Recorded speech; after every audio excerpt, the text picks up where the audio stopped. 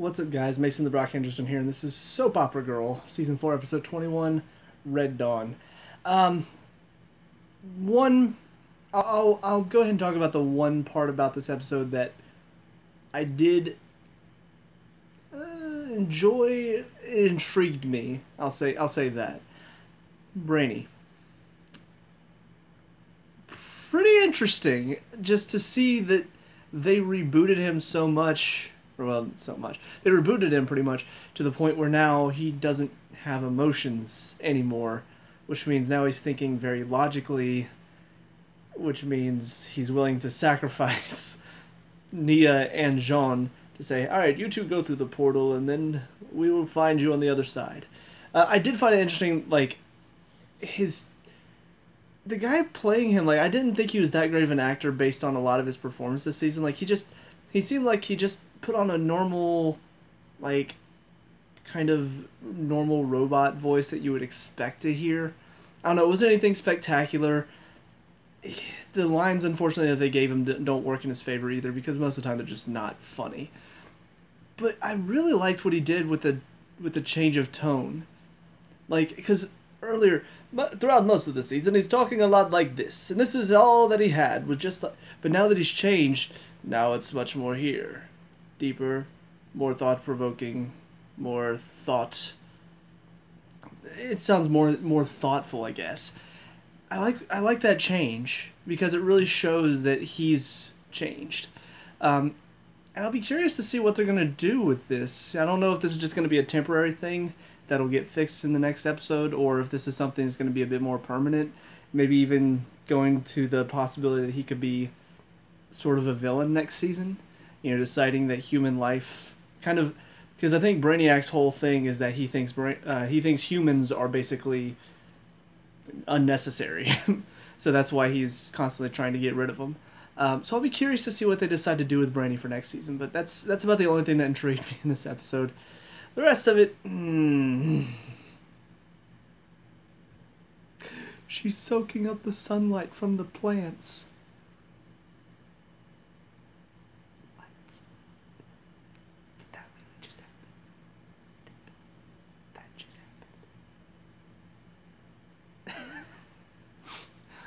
Just when you thought Martha was the stupidest thing that any sort of superhero, like Superman-related... She's soaking up the sunlight from the plants. Question 1. How? She's dead. You don't soak up stuff after you're dead. That's generally something you do when you're still alive. She's dead. Also, you can just the plants around you just come to me.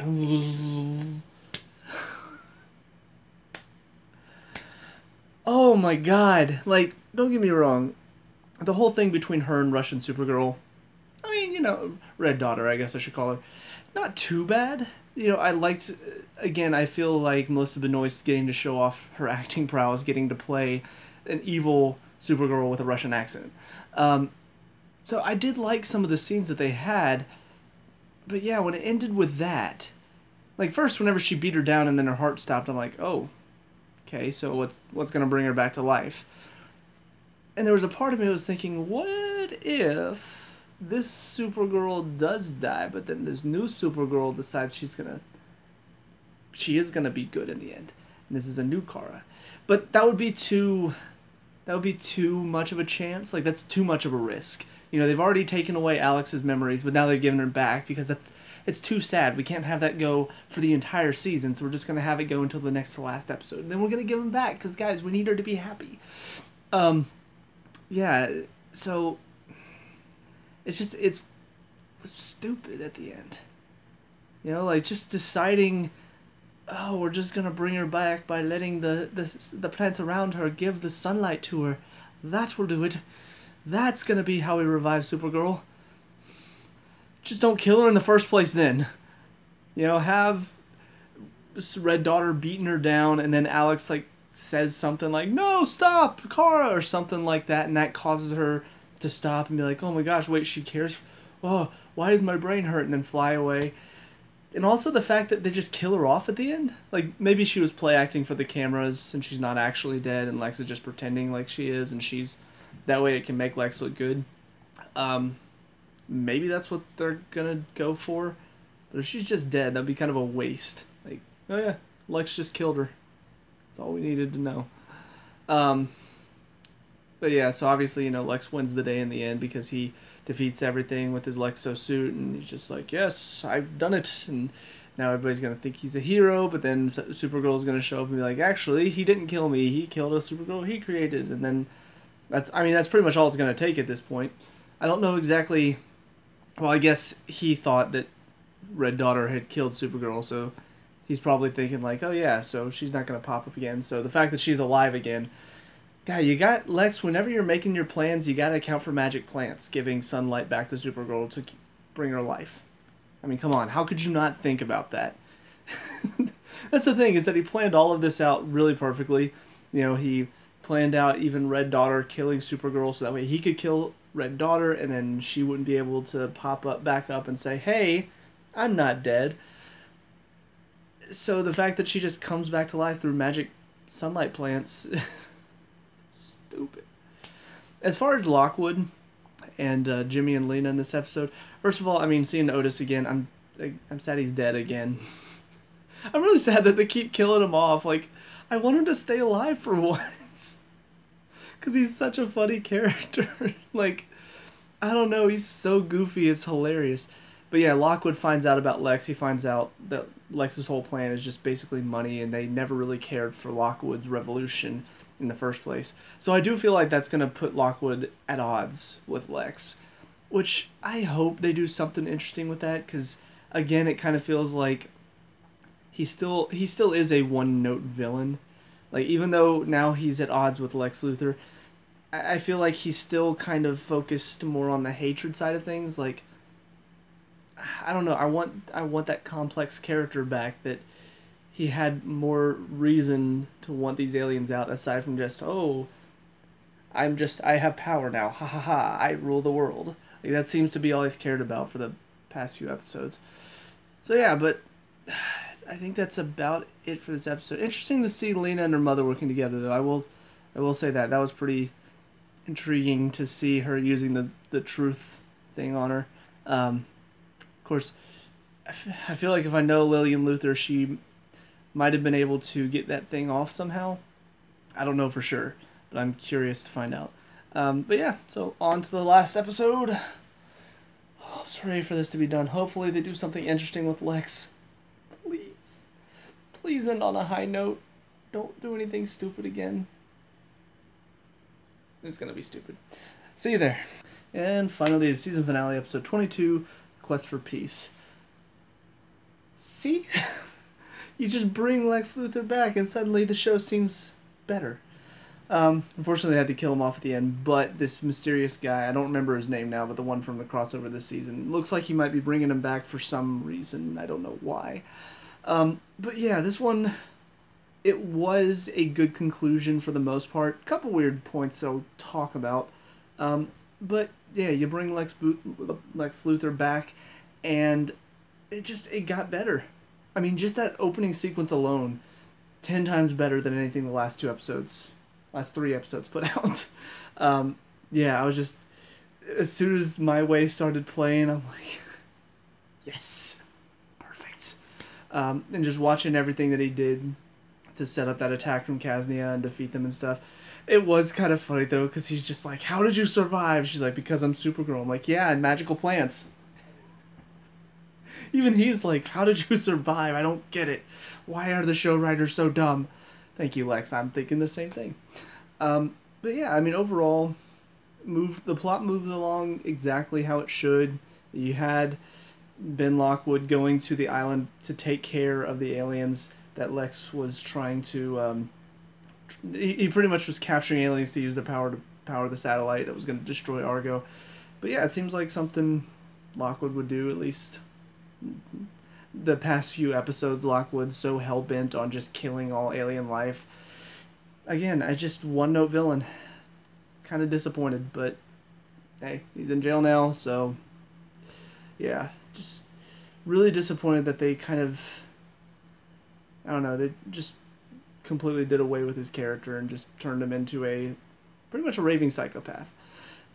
As far as Brainy, also a little disappointed with how his story ended, because just all it took was uh, Jean and Nia both decided they were going to overload the generator that was supposed to power the satellite with their powers. And I don't know, just because of that, all of a sudden, Brainy's just like, oh, yes, I remember who I am now. Yes, you're doing it. You're amazing. It was weird. It was a weird scene. Like, I don't know. It was odd. Because he was saying that they couldn't do it, but then as soon as he got his emotions back, all of a sudden he's like, you can do it. And then his reaction after that was really weird. Like, the whole you're amazing or astonishing, you're a tasing or whatever he said. Like, it was just, I don't know, that was a weird scene to me. And then, of course, Red Daughter sacrifices herself for Supergirl. Kind of figured she wasn't going to make it. Once we saw she was still alive, I'm like, yeah, but she's not going to last past this episode. They wouldn't do that. Kind of weird that she just all of a sudden, I guess maybe because the Harnell split them apart, whenever they got the chance, they fused back together, and that gave Supergirl just enough strength to overpower Lex. Of course, I will say, again, not the first time the show has done this, and kind of the snag that you run into when you're dealing with a superhero show. There are times whenever you just kind of watch. You're like, okay, this battle should be over by now, right? Like, Lex, he's just standing there, shoot, shoot, shoot. And Supergirl's just like, flip, flip, flip. I'm like, go over there, done. That's, what are you doing? So yeah, I mean, that's part of the problem that this show has, is that they want to show off that they have these superpowered people. Problem is, though, is that they can't just end the battle, or else the show would be done, and you'd have an extra 10 minutes to fill. So you got to stretch the battle out somehow. Just sometimes they do it in weird ways, like having Supergirl flip over the lasers instead of going over there and punching Lex in the face. But yeah, ultimately, though, throughout most of the episode, I was enjoying it for the most part. Like, they had a pretty good setup and conclusion. But in my opinion, the best thing about this episode was the end of it. And I don't mean that in like a mean, joking way, like, oh, I was so happy whenever it ended. But no, a lot of the stuff that they set up for next season, really intriguing. Seeing that Lex, I feel like he almost knew that Lena was going to find him and he was going to expose Kara. Like, I don't know. I just wonder how much of this he planned for.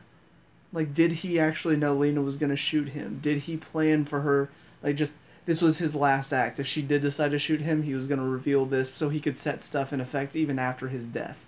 Like, this feels like something he would do. You know, oh, if she doesn't kill me, great. I'll be able to have her help me, and I'll go back to jail and set up my next plan. But if she does decide to kill me, well, then I'm going to make sure that she goes after Supergirl by revealing the fact that her friend has been lying to her for several years now. So I really like that setup, though, of him telling her. And, of course, you know, we're going to be dealing with the fact that Kara's like, I need to tell her, but I just don't feel like now's the right time. Well, she already knows at this point, and she's already pissed about it, rightfully so. Because here's the thing. If she had told her on the plane, I feel like, I mean, she would have been pissed, but I feel like I would have sided more with Supergirl and been like, okay, why are you like, she finally told you. There's a reason why she wouldn't tell you. But now that she's not the one to tell her, Lex is, I can understand why she's pissed off. Because now it's not even Kara decided to tell her. She doesn't know that Kara wants to tell her. She just thinks that Kara's hiding this from her because she's lying and she doesn't want her to know. So I feel like this is a way to make it to where she is pissed off about it and she's going to be pissed at Kara about it, but it makes more sense than if Kara told her and then she got pissed about it and she's pissed at her and won't talk to her for a few episodes. But yeah, I don't know. I like this a lot more. I like the fact that it's part of Lex's plan instead of Kara tells her and then the writers just decide, oh, Lena's going to be a little bratty kid now and just whine and complain for the next few episodes. Although I am curious to find out just how much she's going to go down this path of being pissed off. Like, is she going to attempt to go after her and kill her? Or is she... I don't know. I'm curious. That did interest me. And also we hear about this new group called Leviathan that apparently Eve is a part of, and she was sent in to help Lex. Wow. Eve has so many more layers than I thought she did. At first I thought she was just a Lex fangirl that, you know, learned his ways and decided, you know, to help him out because she was so in love with him, and infiltrated Catco to gain the trust of people around, you know, Kara, so that way, you know, she could start working for Lena, and just all part of this master plan that Lex put in place to have somebody close to Lena. But now I'm like, no, this was all part of this other group called Leviathan who wanted Lex to tip the scales. I don't know what that means. She says he was supposed to tip the needle. I don't know. I don't know what that needle's supposed to be, whether it's like the alien and human needle, like he was supposed to tip the tide of the war in favor of the humans, because there's not really a war right now. I mean, he tried to, like Ben Lockwood tried to set up this war between aliens and humans, but reality there's not really a war right now, so I don't know what needle he was supposed to tip. But we do see that the guy shows up, that's, you know, part of this whole crisis thing, shows up with, I guess, John's brother, which I didn't know. I can't remember if they talked about him having a brother before. But basically just said, you know, I brought you here to get revenge against the brother who wronged you. So yeah, that's interesting. I don't know what this has to do with the crisis, but I assume that he's setting this up for some reason, and he goes and sees Lex at the end of it too for some reason. I don't know. I don't know what is going on. Like, this whole crisis thing is already kind of weird and ominous, but I have no idea what his plans are. I don't know. I don't know. But I am very intrigued. Hang on, another yawn coming.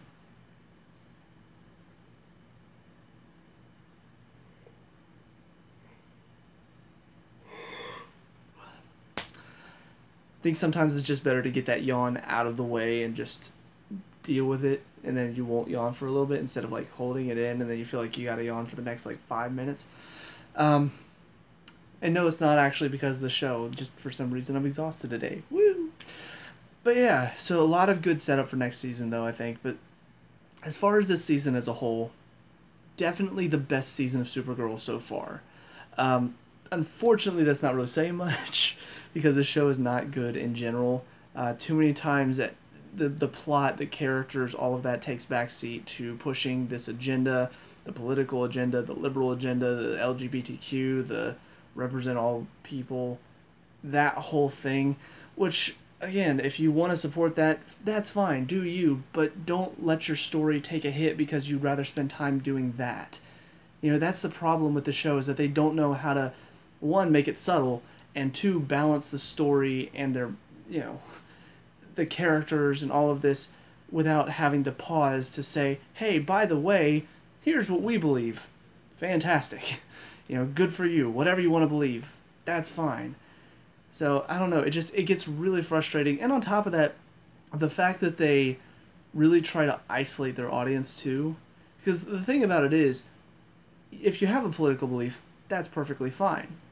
And, you know, most people that watch the show probably believe differently than me. If they're enjoying the political parts of this show. They probably have a different political view, and they're like, yeah, they're supporting me, I feel great. I mean, yeah, they're going to think differently than I do, but here's your problem. If you're writing a story that is going to have a theme and a moral and you want to speak to people about it, most of the time you're writing it to kind of get this opinion across to people who don't think this way, and kind of say, hey, look, here's why we think what we think. Maybe it'll help you think this way too, because we think this is right, and you know, we think you're wrong, pretty much. That's most of the time why somebody does something like this. Problem is that they do it in such an in-your-face type of way, in a way that makes the people who don't agree with them the evil bad guys. That's why I really liked Ben Lockwood for part of this season, mainly around the time that the Elite was a thing, because you've got two sides, extremist sides of the same coin, but they both make sense. They both have their reasoning, and they're both complex characters. As soon as that sort of battle ended, first of all, Manchester Black just goes into his whole like I'm gonna get John Jones to be a killer thing, so all of a sudden his whole idea was out the window, and then Ben Lockwood slowly just turned into he got his power, he became a politician, and suddenly all he cares about is just using that power to wipe out all of the aliens. And don't get me wrong, like I understood where he was coming from, but suddenly it became more about the hatred. It became more about like, oh, these are evil people we need to deal with now. That was his thing near the end of this season, where before it was he was scared. He was saying, no, my family's being affected by this. We need to remember that humans come first. And it somewhere along the way it turned into, oh, well, you know, we hate these people. They need to be gone. They're evil. They're despicable. I have the power now, so I'm just gonna hunt them down, and that's all I've got. So I don't know. It became less about his family and protecting them, and it became because that was even part of the thing that his son was saying to him was like, "Hey, your wife just died. Where were you? My mom is gone. I need you." But he's so focused on the alien hunt that it's like, well, now you've just completely disregarded his character because he started doing this for his family in the first place. So yeah, I don't know. Just really frustrated with how they decided to handle him near the end of the season.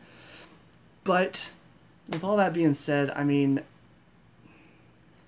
it really was better this season. Like, I gotta give them credit. They did a good job with part of the story, with dealing with certain elements of the story. Bringing Lex Luthor in was a good idea. I thought he was a great character to have. The guy playing him did a fantastic job. But again, it's not enough. Too many times this season just took a turn into the stupid territory. And not just stupid as far as like, oh, you're pushing your political agenda. Stupid as in stupid writing. Stupid character decisions. Things that don't make sense. And that's a problem. It's a problem that has pervaded this show. So, yeah, all in all, I mean, I'll be excited to see how the crossover happens. A lot of people that I know that have watched these shows and have watched it to present day, they have said like, dude, you've got to watch the crossover, the Crisis on Infinite Earths. Like, it was really fun. I'm excited to get to that. So, yeah, I'll be interested to see how Supergirl is going to tie into it all, what all is going to happen. But with that being said, as far as Supergirl is concerned for next season, they've got to do some fixing. You know, the fact that now Jimmy's sister is involved and she and Alex are together. As soon as like they were walking at the end of this episode, it did occur to me. I'm like, oh, so this is why she's gay. So Alex can find another lover. Great. Like, I don't know. As soon as I saw them together, it just kind of hit because it was dark. Nobody else was around. I'm like, oh, let me guess. Confession of Love Time? Confession of Love Time. Okay. Now it makes sense. But yeah, so, I don't know. Just, they've got to do better at balancing out telling a good story, keeping the focus where it needs to be, and if they want to have that message in there, they've got to learn to make it more subtle. They've got to learn to tell it in a more clever way instead of just beating our heads in with this idea that if you don't think like them, you're just as bad as these evil bad guys. Bad conservative.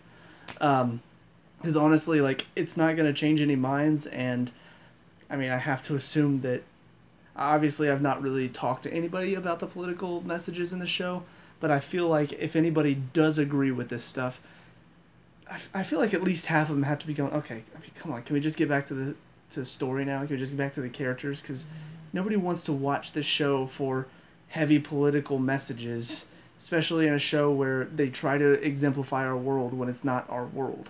You know, I mean, obviously Harry Potter exists and Game of Thrones exists, and you know, you've got The View on here, so it is your world, but it's not. We don't have beings from other planets coming and living here that are super powerful, and no superhumans on our planet. This is not the same world. You can't keep making these comparisons. Anyways, with all this being said, that is it for this season. So let me know what you guys think down in the comment section below. What were your thoughts on this season of Supergirl? Let me know. We can talk about and discuss all that good stuff. Leave a like and subscribe for future Supergirl reviews. I'll see you guys in the next season. Peace out.